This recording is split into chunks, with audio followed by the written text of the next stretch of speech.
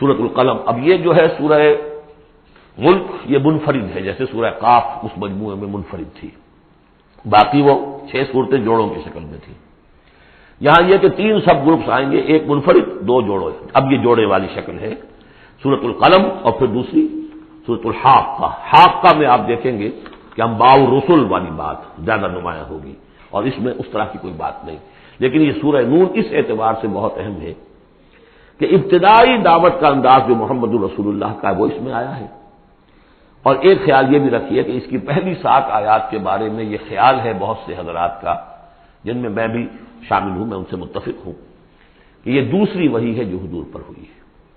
اس لیے کہ جو پہلا جب آپ نے آ کے بتایا مجھ پر وحی آئی ہے، فرشتہ آیا تھا، تو پہلا تاثر جو لوگوں کا تھا وہ یہی تھا کہ معلوم ہوتا کوئی دماغی توازن ٹھیک نہیں رہا.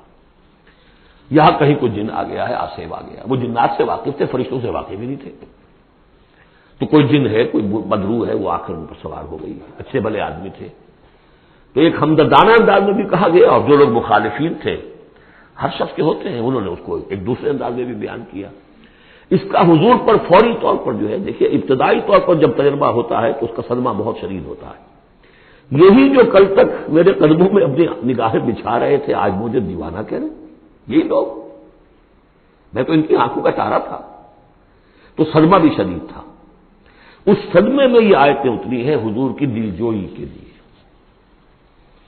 بسم اللہ الرحمن الرحیم، نون والقلم وما یسطرون. یہ آخری اور تیسری صورت ہے جو ایک حرف سے شروع ہوئی ہے، نون سے. سورہ قاف، سورہ صاد ہم پڑھ چکے ہیں. قسم ہے قلم کی اور جو کچھ یہ لکھتے ہیں. یعنی جو بھی انسان کا علمی ذخیرہ آج تک کا ہے وہ اس پر گواہ ہے. کس پر؟ مَا أَنتَ بِنِعْمَةِ رَبِّكَ بِمَجْنُونٍ، کہ اے محمد آپ اپنے رب کے فضل و کرم سے مجنون نہیں.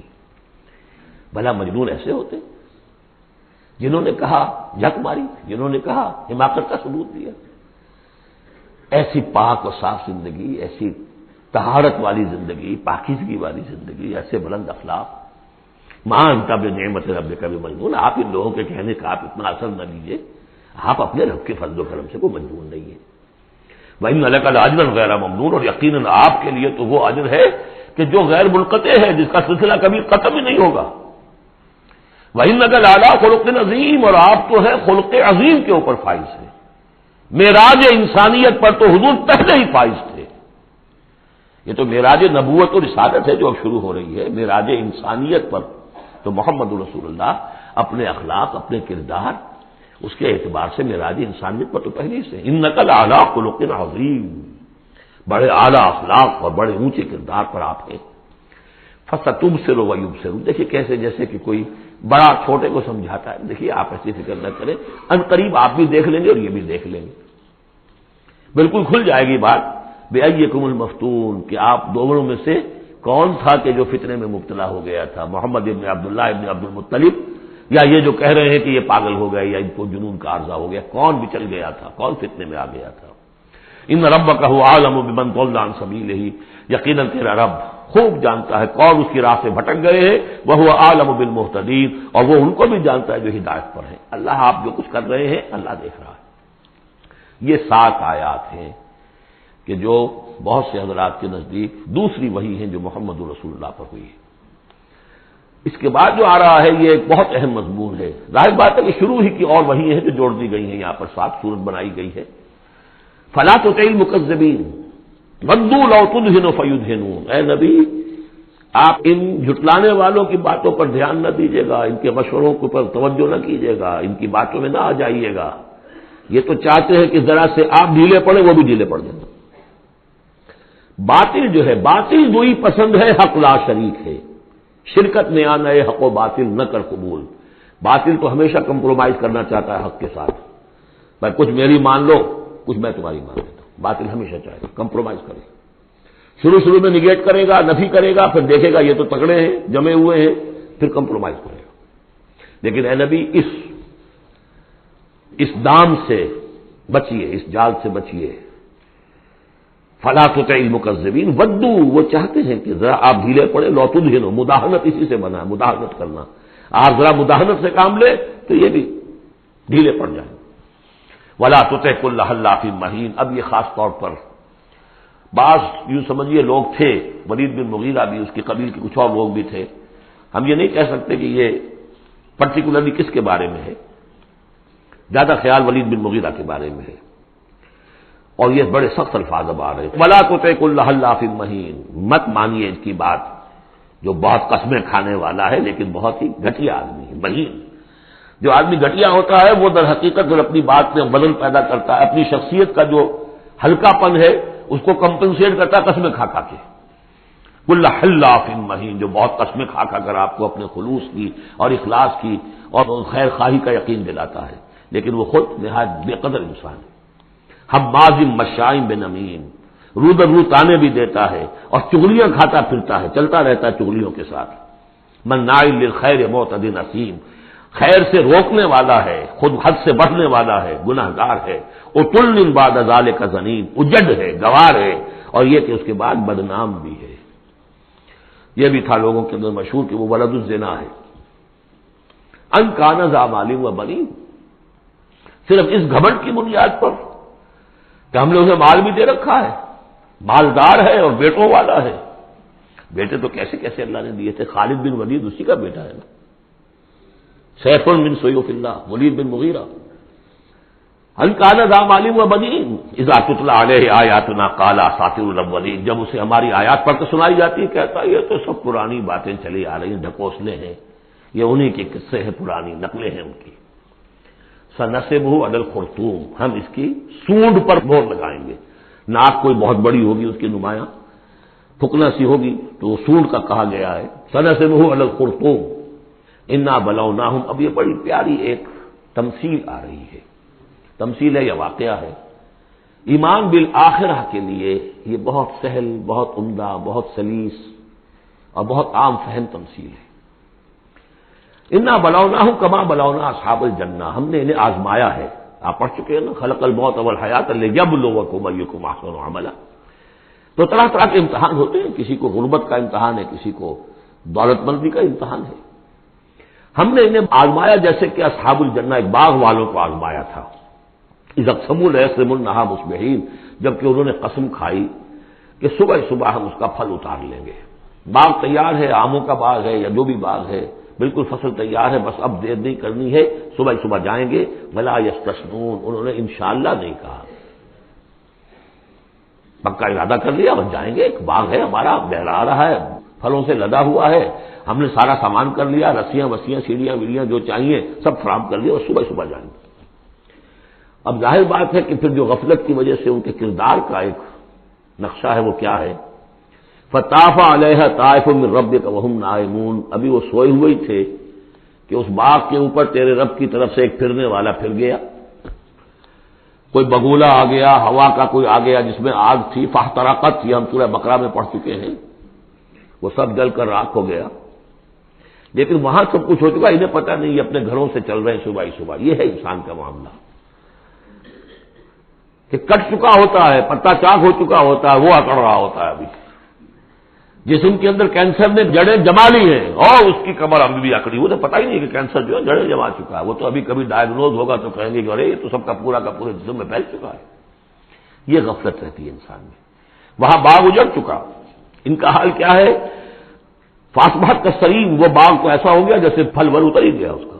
فتنادوا مصبحین، اب صبح صبح انہوں نے ایک دوسرے کو آوازیں دی، پکارا، اغدوا علی حرثکم ان کنتم صارمین، ذرا جلدی سویرے چلو اپنے اس کھیت پر یا اپنے باغ پر اگر تم واقعتاً پھل توڑنا چاہتے ہو۔ فانطلقوا وهم يتخافتون، اب وہ چلے اور آپس میں چپکے چپکے یہ باتیں کر رہے تھے، اللہ يدخلنہ اليوم علیکم مسکین، دیکھو آج کوئی مسکین قریب نہ آنے پائے۔ یہ کون ہوتے بدماش؟ محنت ہم نے کی، باغ کی حفاظت ہم نے کی، ہم نے یہاں پر سارے پاپڑ بیلے، اور یہ آ جاتے ہیں کہ صاحب ہمارا بھی کوئی کچھ ہمیں بھی دیجیے، ہمیں بھی دیجیے۔ یہ ہے ان کا کردار کی پستی کا معاملہ۔ جب آخرت سے دور ہوں گے تو یہ کردار کی پستی آ جائے گی۔ شاید الگ صبح اسی لیے گئے کسی کو پتہ ہی نہ چلے۔ لا يدخلن الحال یوم علیکم مسکین، کوئی مسکین داخل نہ ہونے پائے۔ وغدوا علی حرد قادرین، یہ ہے تصویر لفظی، چلے بڑے کرتے ہوئے گویا کہ پوری طرح قادر ہیں، بس اب جائیں گے اور پھل اتار کے لے آئیں گے لپکتے ہوئے۔ فلما راوها قالوا انا لضالون، جب دیکھا باغ گئے، ہم تو کوئی بھٹک کر آ گئے، تو راستہ بھول گئے، کہاں آ گئے، یہ باغ تو ہمارا نہیں ہے، بل نحن محرومون، نہیں باغ تو وہی ہے، ہم محروم ہو گئے۔ قال اوسطهم الم اقل لكم لولا تسبحون، ان کے درمیانی کوئی ان میں سے تھا، کوئی نیک بھی ہوگا جس نے کہا دیکھو میں تم سے کہا نہیں کرتا تھا، تم اپنے رب کی تسبیح کیوں نہیں کرتے، اسے یاد کیوں نہیں کرتے، اس کا حق کیوں نہیں ادا کرتے۔ قالوا سبحان ربنا انا كنا ظالمین، ان کا واقعی آپ صحیح کہہ رہے ہیں، ہمارا رب پاک ہے، واقعی ہم ہی ظالم تھے۔ فاقبل بعضهم على بعض يتلاومون، اب وہ ایک دوسرے کو ملامت کرنے لگے، تم نے اصل میں ہمیں زیادہ غافل کیا، تم نے وہ روش اختیار کر لی تھی جسے ہم اور دور چلے گئے اللہ سے اور آخرت کی یاد سے۔ قالوا یا ویلنا انا كنا طاغین، آخر کہا ہائے ہماری شامت، ہم تو واقعتاً سب کے سب ہی اپنے حدود سے تجاوز کرنے والے تھے۔ عسى ربنا يبدلنا خيرا منها، امید ہے ہمارا رب اس سے بہتر ہمیں دے دے گا، اگلے سال پھر جو فصل آئے گی ہم باغ کے اوپر محنت کریں گے وہ دے دے گا۔ انا الى ربنا راغبون، اب ہم پورے، اب دیکھیں رغبہ الى ربنا راغبون، ہم راغب ہیں اپنے رب کی طرف، اب ہم توجہ کرتے ہیں، توبہ کرتے ہیں پوری طریقے سے، اب جو سارے حقوق اللہ کو ادا کریں گے۔ عسى ربنا يبدلنا خيرا منها انا الى ربنا راغبون، الى کے ساتھ رغبت یہ ہے وَمَن يَرْغَبُ عَن مِّلَّةِ إِبْرَاهِيمَ إِلَّا مَن سَفِهَ نَفْسَهُ، یہ ہم پہلے پارے میں پڑھائے تھے، لفظ ایک ہے رغبت، الہ کے معنی کچھ اور ہے اور ان کے معنی کچھ اور ہو جائے، بالکل برعکس۔ اب جو اصل جملہ آیا ہے یہ ہے جسے ہم جب کہانیاں پڑھتے تھے کہ یہ کہانی ہے، this is the moral lesson of this story. Moral lesson کیا ہے؟ کذالک العذاب ولعذاب الآخرۃ اکبر لو کانوا یعلمون، اس طرح آتا ہے عذاب، اور یہ تو بڑا چھوٹا سا عذاب ہے، دنیا میں محنتیں ضائع ہو گئی ایک سال کی، اگلے سال توقع ہے کہ شاید دوبارہ توبہ کر لو، رجوع کر لو اور اللہ کا بھی حق ادا کرو، اللہ پوری تمہیں فصل دے دے۔ آخرت کے عذاب وہ ہے بہت بڑا، ایک دفعہ جب آنکھ کھلی گل کی تو موسم تھا خزاں کا، اور پھر واپس لوٹنے کا کوئی امکان نہیں، پھر توبہ کی کوئی شکل نہیں۔ کذالک العذاب ولعذاب الآخرۃ اکبر لو کانوا یعلمون، کاش کہ انہیں معلوم ہو۔ ان للمتقین عند ربهم جنات النعیم، اس کے برعکس جو اب متقی بندے ہیں ان کے لیے ان کے رب کے پاس نعمت والے باغات ہیں۔ افنجعل المسلمین کالمجرمین، کیا ہم اپنے فرما برداروں کو مجرموں کے برابر کر دیں گے؟ یعنی اگر باس بادل موت نہیں ہے تو پھر تو مجرم اور مسلم برابر ہو گئے۔ ایک نظم شاید آپ نے بھی پڑھی ہو، ڈیتھ دی لیولر، موت تو آ کر سب کو برابر کر دیتی ہے، چاہے کوئی محل میں رہتا تھا بہت اور وہ بڑے گدیلے نرم مخملی اور خواہ کوئی چٹائی کے اوپر یا ننگی زمین کے اوپر کہیں سوتا تھا اینٹ اپنے سر کے نیچے رکھ کر، موت کے بعد تو سب کا ایک ہی حشر ہے، ڈیتھ دی لیولر۔ لیکن ڈیتھ دی لیولر اگر اخلاقی لیول پر بھی ہو تو بڑا ظلم ہے۔ افنجعل المسلمین کالمجرمین ما لکم کیف تحکمون، تمہیں کیا ہو گیا ہے، تمہاری بت ماری گئی ہے، کیسا حکم دے رہے ہو، کیسی رائے بنا رہے ہو؟ دنیا میں کوئی حکومت ہوتی ہے جو اپنے باغیوں کو اور وفاداروں کو برابر رکھے؟ افنجعل المسلمین کالمجرمین ما لکم کیف تحکمون ام لکم کتاب فیہ تدرسون، کیا تمہارے پاس کوئی کتاب ہے جس میں تم نے پڑھا ہو کہ کوئی آخرت و آخرت نہیں ہے؟ ان لکم فیہ لما تخیرون، کہ تمہیں آخرت میں وہ سب کچھ مل جائے گا جو تم پسند کرو گے۔ ام لکم ایمان علینا بالغا، کیا تم نے ہم سے کوئی قسم لے رکھی ہے جو ہمارے اوپر پوری اترنے والی ہو الی یوم القیامہ، قیامت کے دن تک؟ ان لکم لما تحکمون، کہ تمہیں وہ سب کچھ مل جائے گا جو تم چاہو گے۔ سلہم ایہم بذالک زعیم، اے نبی ذرا ان سے پوچھئے کہ کون ہے کہ جو اس کی کا ذمہ لیتا ہو۔ ام لہم شرکاء، کیا ان کے کوئی شریک ہے جو وہاں بچا لیں گے؟ فلیاتوا بشرکائہم ان کانوا صادقین، تو لائیں اپنے شریکوں کے اگر سچے ہیں۔ یوم یکشف عن ساق ویدعون الی السجود، جس دن کے پنڈلی کھولی جائے گی۔ آیات متشابہات، کوئی شان ہے میدان حشر کا، کوئی مرحلہ ہے جس میں اللہ کی کوئی تجلی ہے خاص جو ظاہر کی جائے گی، اور وہ بھی ایک چھلنی ہے لگانے کے لیے۔ جو دنیا میں صاحب ایمان تھے، نمازیں پڑھتے تھے، سجدے کرتے تھے، وہ فوراً اس تجلی کو دیکھتے ہی سجدے میں گر جائیں گے، اور جو دنیا میں اکڑے رہتے تھے ان کی گردنیں اکڑی رہتی تھی، سجدے نہیں کرتے تھے، وہ چاہیں گے سجدہ کرنا کر نہیں سکیں گے، چھلنی لگ جائے گی۔ اب وہ تجلی کون سی؟ اللہ کی یکشف عن ساق، اللہ کی پنڈلی کھولی جائے گی، واللہ عالم۔ وَيُدْعَوْنَ إِلَى السُّجُودِ، اور پکارا جائے گا سجدہ کرو اللہ کو، فَلَا يَسْتَطِيعُونَ، یہ سجدہ نہیں کر سکیں گے، خاشعۃ أَبْصَارُهُمْ، ان کی نگاہیں زمین میں گڑی رہ جائیں گی، ترہقہم ذلہ، ان کے چہروں پر سیاہی پھیل جائے گی، وَقَدْ كَانُوا يُدْعَوْنَ إِلَى السُّجُودِ وَهُمْ سَالِمُونَ، ان کو پکارا جاتا تھا سجدہ کرنے کے لیے اللہ کے سامنے، جبکہ یہ ثابت و سالم تھے، صحیح تھے، اس وقت یہ سجدہ نہیں کرتے تھے، آج کرنا چاہیں گے تو کرنے نہیں دیا جائے گا۔ فَذَرْنِي، اب یہ انداز دیکھ لیجیے جو میں نے کہا تھا شروع کی صورتوں میں، تو اے نبی چھوڑیے مجھے، وَمَن يُكَذِّبُ بِهَذَا الْحَدِيثِ، جو اس قرآن کا اور جو آپ وہی پیش کر رہے ہیں جس کی تکذیب کر رہے ہیں، چھوڑیے مجھے اور ان کو، میں ان سے نبٹ لوں گا، ان کے بارے میں آپ زیادہ تشویش میں مبتلا نہ ہوں، ان کی باتوں سے زیادہ اثر نہ لیں، دلگیر نہ ہو، دل گرفتہ نہ ہو، رنجیدہ نہ ہو۔ ذرنی ومن یکذب بہذا الحدیث سنستدرجہم من حیث لا یعلمون، ہم انہیں سہج سہج رفتہ رفتہ لے آئیں گے جہاں سے کہ انہیں گمان بھی نہیں ہوگا۔ یہ کیا استدراج کہلاتا ہے، یہ علماء کی زبان میں، یہ چونکہ اصطلاحات میں گفتگو ہوتی ہے۔ مولانا حسین احمد مدنی رحمۃ اللہ علیہ نے قیام پاکستان کے بارے میں یہ الفاظ استعمال کیے تھے، ہو سکتا ہے یہ استدراج ہو۔ استدراج کیا ہوتا ہے کہ کوئی شخص غلط کار ہے، غلط راستے پر جا رہا ہے، اور کوئی اس کو اللہ تعالیٰ اور نواز دیتا ہے، وہ سمجھتا ہے میں تو بڑا کامیاب ہوں، پھر اور اپنی غلطی کے اندر بڑھتا چلا جا رہا ہے، بڑھتا چلا جا رہا ہے، بڑھتا چلا جا رہا ہے، پھر ایک ہی جھٹکا ہوتا ہے اور اللہ کام ختم کرتا ہے۔ استدراج ہے درجہ درجہ، درجہ بدرجہ، اور اس کی رسی ڈھیل دے کر، اور اسے دنیا میں کامیابیاں دے کر، تاکہ اور خود سے باطل پورا ظاہر ہو جائے، اور وہ شدید سے شدید تر عذاب کا مستحق بن جائے، وہ استدراج ہے۔ ہم انہیں درجہ بدرجہ استدراج اس کے ذریعے سے لے آئیں گے، من حیث لا یعلمون، جس کا انہیں اندازہ بھی نہیں ہوگا۔ وَأُمْلِي لَهُمْ، اور میں ان کو ڈھیل دوں گا، مہلت دوں گا۔ ان قیدی متین، میری تجویز، میری چال بہت مضبوط ہے۔ جیسے میں نے بارہا مثال دی ہے کہ اگر مچھلی کے حلق میں کانٹا پھنس گیا تو اب وہ شکاری ڈھیل دے رہا ہے، جائے گی کہاں، کانٹا تو لگا ہوا ہے۔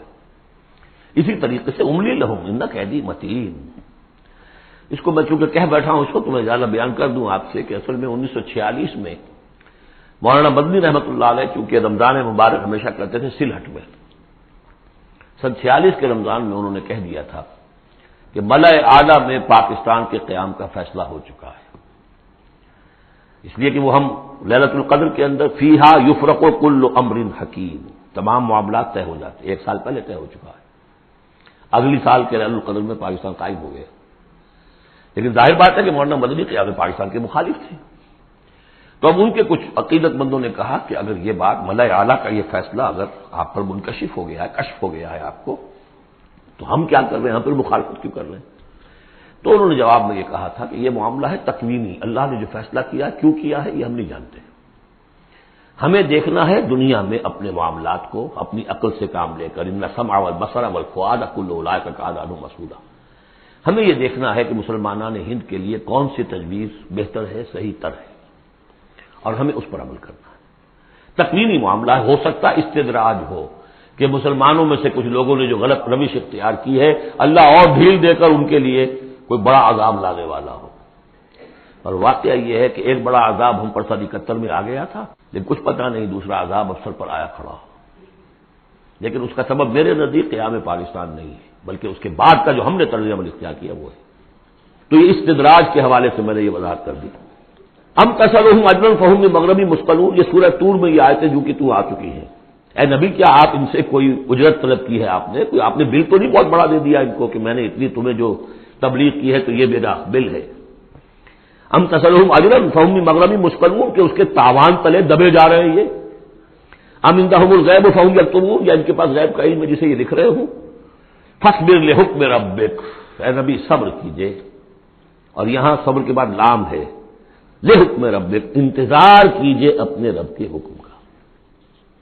اور یہاں نوٹ کر لیجئے آگے آ رہا ہے حضرت یونس علیہ السلام کا معاملہ، ان سے بس یہی خطا ہوئی تھی کہ اپنی قوم کے کفر اور مخالفت اور عناد سے غصے میں بھر کر، حمیت حق کا غصہ تھا، غیرت حق کا غصہ تھا، اللہ سے کوئی غصہ نہیں تھا معاذ اللہ۔ یہ کچھ مترجمین ادھر چلے گئے اللہ سے ناراض ہو کر، ذهب مغاضبا معاذ اللہ معاذ اللہ معاذ اللہ، ان کی بد کرداری اور ان کی مخالفت سے بد دل ہو کر غصے میں بھر کر چلے گئے، انتظار نہیں کیا اللہ کے حکم کا۔ فاصبر لحکم ربک کا، اپنے رب کے حکم کا انتظار کیجیے، ولا تکن کصاحب الحوت، اور دیکھیے آپ اس مچھلی والے کی طرح نہ ہو جائیے گا، اذ نادا وہو مکظوم، جبکہ اس نے پکارا، جبکہ وہ اپنے غم کو اپنے اندر ہی اندر پی رہا تھا، صدمے کو، اور جبکہ وہ اس مچھلی کے پیٹ میں لا الہ الا انت سبحانک انی کنت من الظالمین، میں نے ظلم کیا، میں زیادتی پر ہوں، لولا ان تدارکہ نعمت من ربہ لنبذ بالعراء وہو مذموم، اگر اس کا ہاتھ نہ پکڑ لیا ہوتا، نہ سنبھال لیا ہوتا اسے اس کے رب کے ایک انعام اور احسان نے، تو وہ تو پھینک ہی دیا گیا تھا چٹیل زمین پر مذمت زدہ۔ اس کو میں چاہتا تھا کہ آپ کو بتا دوں کہ اصل میں یہ علاقہ جو ہے بال بک کا علاقہ، اور وہ اس سے اوپر جو یہ عراق کا جو شمالی علاقہ ہے، وہاں کہیں نینوا کا شہر ہے، وہاں یہ تھے۔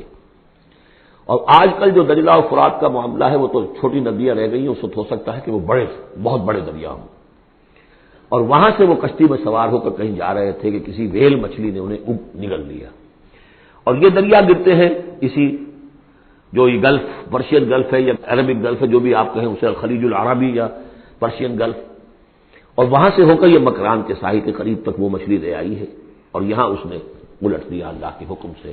تو وہ جو میں بتا چکا ہوں آپ کو احمد الدین مارہروی کے حوالے سے کہ جیم یقطین کا درخت اللہ نے وہاں اگا دیا، وہ سارا کام وہ نعمت ہے، لولا ان تدارکہ نعمت من ربہ لنبذ بالعراء وہو مذموم فاجتباہ ربہ فجعلہ من الصالحین، تو اس کے رب نے پھر اس کو نواز دیا، پسند کر لیا، اور اسے پھر صالحین میں سے کر دیا۔ وہی یکاد الذین کفروا، یہاں پر یہ نوٹ کر لیجئے کہ یونس ابن متی یہ جو ہے ان کے بارے میں حضور نے فرمایا مجھے ان پر بھی فضیلت مت دو، اور ہم جو ہیں وہ سارا جو ہے زور اس پر صرف کر دیتے ہیں، وہ افضل ہیں، لیکن حاجت مشاقہ نہیں، صورت دل آرام رہا، ان کی کوئی ضرورت نہیں ہے، دنیا جانتی ہے، آج پوری دنیا مان رہی ہے۔ اگر مائیکل ہارٹ کہہ رہا ہے on top of the list a selection and gradation of the 100 most influential personalities of the world, human history, and putting Muhammad on top, تو جادو وہ جو سچ کر بولے گا خود بولے گا۔ یکاد الذین کفروا لیزلقونک بابصارہم لما سمعوا الذکر ویقولون انہ لمجنون، یہ سورت کا ابتدائی اور سورت کی انتہا یہاں پہ آ کر جڑ گئی ہے، اور یہ بھی سمجھ میں آ گیا نون سے کیوں شروع ہوا، یہ نون کہتے ہیں مچھلی کو، ظنون اذ ذهب مغاضبا، مچھلی ہی کا معاملہ، حضرت مچھلی والے کی بات پر صورت ختم ہو رہی ہے، اور یہ لوگ تو تلے ہوئے اس پر ہے نبی صلی اللہ علیہ وسلم لیزلقونک بابصارہم، کہ آپ کو وہ پھسلا دیں گے، آپ کے قدموں میں تزلزل پیدا کر دیں گے اپنی نگاہوں سے گھور کر، لما سمعوا الذکر، جب یہ سنتے ہیں، جب آپ اللہ کا کلام انہیں سناتے ہیں تو ایسے گھورتے ہیں۔ اور یہ بھی آتا ہے کہ اس کے لیے باقاعدہ انہوں نے یہ عاملین جو ہوتے ہیں جو اپنی وہ جو قوت ارادی کو مجتمع کر لیتے ہیں اپنی آنکھوں میں، بس کرتے ہیں، اس کی ایکسرسائزز ہیں کہ پھر وہ کسی کو دیکھتے ہیں تو وہ آنکھوں کی تاب نہیں لا سکتا، ان کے کوئی شخص آنکھیں چار نہیں کر سکتا ان سے، تو ان کو بھی بلا کر جو ہے باقاعدہ حضور کے اوپر کوشش کی گئی کہ اسی کے ذریعے سے حضور، اصل بات تو یہ تھی کہ حضور کی جو قوت ارادی ہے اسے کسی طرح کل کر دیا جائے کہ وہ چھوڑ بیٹھے اس کام کو، بس اس کے لیے سارے حربے انہوں نے آزمائے۔